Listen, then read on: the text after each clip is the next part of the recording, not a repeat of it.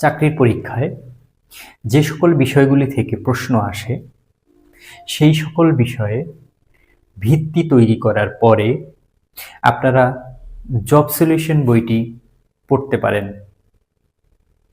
আপনারা যে সকল বিষয়ে চাকরির পরীক্ষায় প্রশ্ন আসে এইগুলির ভিত্তি তৈরি করার জন্য একসাথে সবগুলি সাবজেক্ট একটা বইয়ের মধ্যে পাবেন, সেটা হলো ডাইজেস্ট। আমি ডাইজেস্ট দিয়ে আমার ভিত্তি তৈরি করেছি। এরপরে আমি আমার চাকরির প্রস্তুতিকে আরও শানিত করার লক্ষ্যে, আরও মজবুত করার লক্ষ্যে আমি জব সলিউশন নিয়মিত পড়েছি। জব সলিউশন পড়ার উপকারিতা হচ্ছে একই প্রশ্ন বারবার আসবে, আপনি বারবার পড়বেন। প্রতিটা চাকরির পরীক্ষার প্রশ্ন সমাধান করার পরে আপনি রিয়ালাইজ করবেন যে একই প্রশ্ন আপনি বারবার পড়ছেন। তাতে করে হবে আপনার প্রস্তুতি আরও শক্ত হবে, আপনার ভোলার সম্ভাবনা কমে যাবে।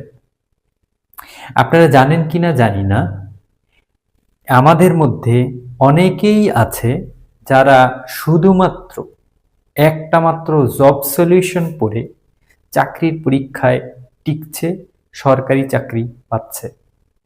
ইভেন আমার একজন ম্যাচমেট ছিল যিনি শুধুমাত্র জব সলিউশন পড়ে বিসিএস ক্যাডার হয়েছে। বিশ্বাস না হলেও সত্য।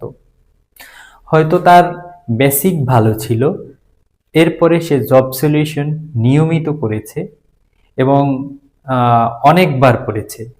আমার মনে আছে তিনি বলেছিলেন জব সলিউশন যেখানে 1500-র মতো পেজ আছে, তিনি 4-5 বার করে এগুলি রিভিশন দিয়েছেন। একবার জব সলিউশন শেষ করতে প্রায় 4 মাস 5 মাস সময় লাগত। তিনি ধৈর্য ধারণ করে সেগুলি পড়তেন। তিনি তার কাছে আমরা যখন পরামর্শ নিতে যেতাম তখন তিনি সবসময় বলতেন, সবসময় জব সলিউশন পড়ো, জব সলিউশন পড়ো। আমিও তার কথা শুনে আমি জব সলিউশন পড়া শুরু করলাম চাকরির প্রস্তুতিকে মজবুত করার জন্য। জব সলিউশন পড়তে গিয়ে আমি মাঝে মাঝে একঘেয়েমি হয়ে যেতাম, বিরক্তি চলে আসতো।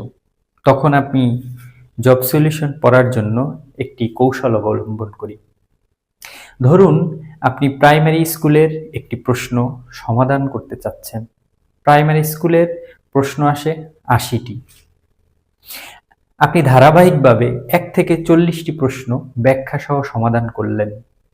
তখন আপনার আর পড়তে ইচ্ছা করে না। তখন আপনি কি করবেন, পেছনের দিক থেকে অর্থাৎ 80 নাম্বার থেকে 80, 79, 88, 80, তারপর 79, তারপরে 78, এইভাবে আপনি নিচের দিকে আসবেন। তাহলে আপনার একঘেয়েমিটা দূর হবে।